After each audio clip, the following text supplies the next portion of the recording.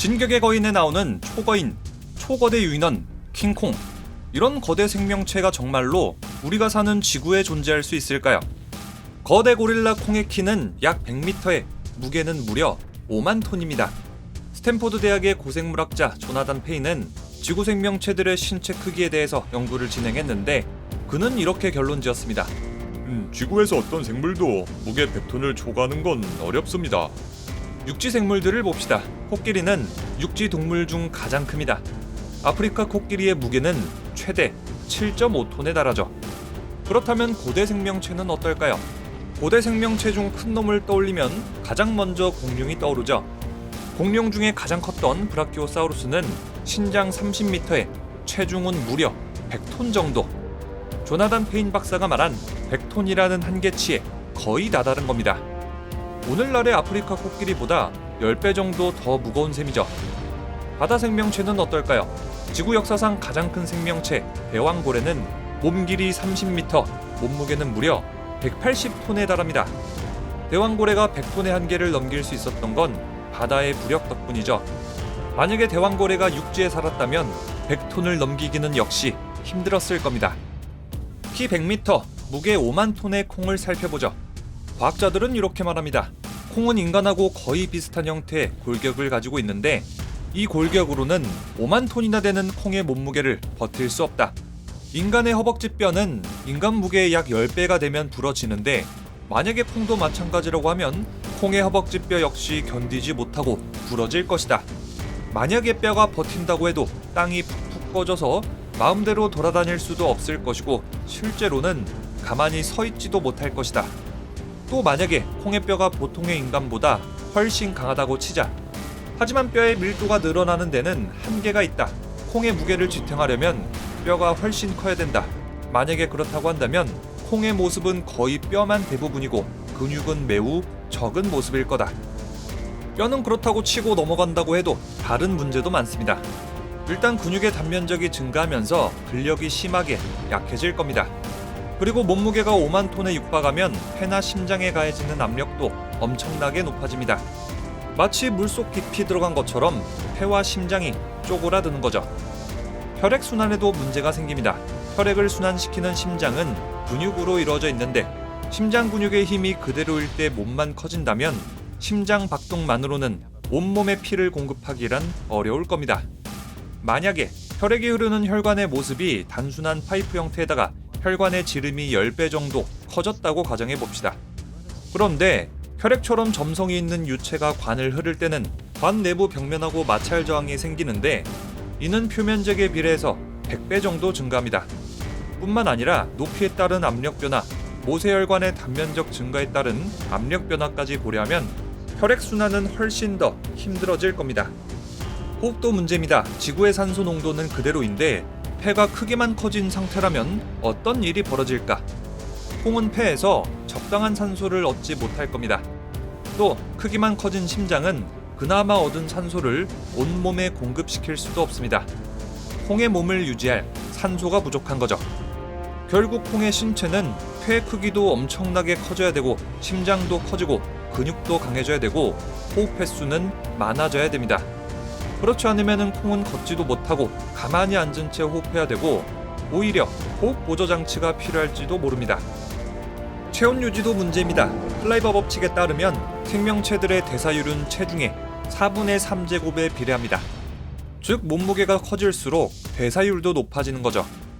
인간을 비롯한 포유류는 파충류보다 10배 더 많은 에너지를 체온 조절에만 씁니다. 온도를 느끼는 피부 수용체에서 온도 변화를 감지하면 뇌시상하부에서 체온 조절을 위한 명령을 내리고 체온을 36.5도에 일정하게 맞추는 거죠. 코끼리 같은 대형 포유류는 어떨까요? 코끼리는 큰 몸집 때문에 체온 유지에 어려움을 겪습니다. 그래서 코끼리는 체온 조절을 위해서 물속으로 들어간다든가 진흙탕에 몸을 비벼서 체온을 떨어뜨립니다. 그렇다면 콩의 대사율은 어떨까요? 굳이 계산을 안 해도 엄청난 양이겠죠.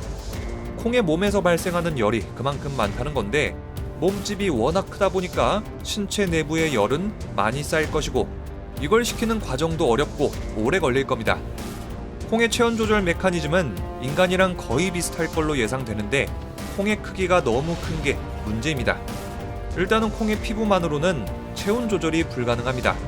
잘 보면은 콩의 몸은 수북한 털로 뒤덮여 있죠. 쿨링이 될래야 될 수가 없는 몸입니다. 이런 콩이 더 많은 열을 배출하기 위해서는 코끼리처럼 피부가 쭈글쭈글해지거나 쿨링을 위해서 귀가 커지거나 개처럼 헐떡거리거나 땀을 무진장 많이 흘려야 할 겁니다. 아니면은 언제나 물가나 진흙탕 근처에서 살면서 수시로 들락날락하면서 몸을 식혀야겠죠. 게다가 콩은 쿨링에 들어가는 시간도 많이 들고 들어가는 에너지도 많을 겁니다. 체온 조절 하나에만 수백만 칼로리의 식사를 해야 할지도 모르죠. 콩이 이런 모든 문제를 어떻게 해결했다고 해도 결국에는 굶어 죽기 십상일 겁니다. 먹잇감 구하기가 너무 힘들기 때문이죠. 자, 만약에 콩이 먹이를 구하러 돌아다닌다고 해봅시다. 그런데 콩은 몸집이 너무 크기 때문에 일단은 어그로가 너무 많이 끌립니다. 콩은 기습하기도 어려운 몸집이고 빠르게 이동하기도 어렵습니다. 또 콩이 걸어다닐 때마다 거의 지진 수준의 진동을 일으킵니다. 진짜 우리 사람들이 술 퍼먹고 완전 꿀잠 자고 있다고 해도 이 지축이 흔들리는 소리와 진동에 깰 수밖에 없을 겁니다. 인간뿐만이 아니라 다른 생명체들도 콩이 온다는 정보를 빠르게 알아채고 금세 도망치겠죠. 그렇게 아마도 콩은 절대로 다른 동물들을 잡아먹을 수 없을 겁니다. 브라키오사우루스나 코끼리가 초식 동물인 것도 이런 이유 때문입니다. 대왕고래도 마찬가지로 입에 있는 수염으로 플랑크톤을 걸러먹고 삽니다. 또 콩의 하루 식사량도 엄청날 겁니다. 서울대공원에 있는 로랜드 고릴라가 비교하기에 제격인데 이 로랜드 고릴라의 키는 180에 몸무게는 300kg. 이 녀석의 하루 식사량은 공식적으로 8.9kg. 하루에만 자신 몸무게의 3%가량을 음식을 섭취합니다. 이거를 콩한테 그대로 대입해보면 콩한테 필요한 하루 식사량은 1,500톤이나 됩니다. 코끼리가 6톤 정도의 몸무게가 되니까 콩은 매일 코끼리를 250마리를 잡아 먹어야 됩니다. 한 달이면 7,500마리, 1년이면 코끼리만 9만 마리를 먹어야 됩니다. 그렇다면 만약에 콩이 육식이 아니라 채식을 하면 어떨까요? 그렇다고 해도 매일 1,500톤의 채식을 하는 건 어려울 겁니다. 자, 정리하자면은 콩이 살아남으려면 먹잇감이 차고 넘치고 또 이 먹잇감들이 너무 멍청해서 도망칠 수도 없어야 되고 먹이들의 크기도 커야 되고 콩이 별로 움직이지 않더라도 질 좋은 먹이를 사냥할 수 있어야 됩니다. 하지만 지구에는 절대 이런 환경이 존재하지가 않죠. 앞서 이야기한 여러 가지 이유 때문에 콩이 지구에서 사는 건 거의 불가능할 겁니다. 그렇다면 어떤 환경이 돼야 콩의 생존에 유리할까? 먼저 무게를 해결해야 되겠죠. 화성같이 중력이 낮은 행성이라면 많은 문제가 해결됩니다. 15,000톤에 육박하던 몸무게는 6,000톤으로 줄어들면서 뼈와 근육에 가해지는 부하가 그만큼 적어집니다. 폐가 쪼그라드는 것도 막을 수 있고 심장박동을 위한 심근육 운동도 수월해지죠. 이런 조건에서 콩의 신체는 더 좋은 능력을 발휘할 겁니다. 더 빠르게 움직이면서 사냥도 수월할 거고요.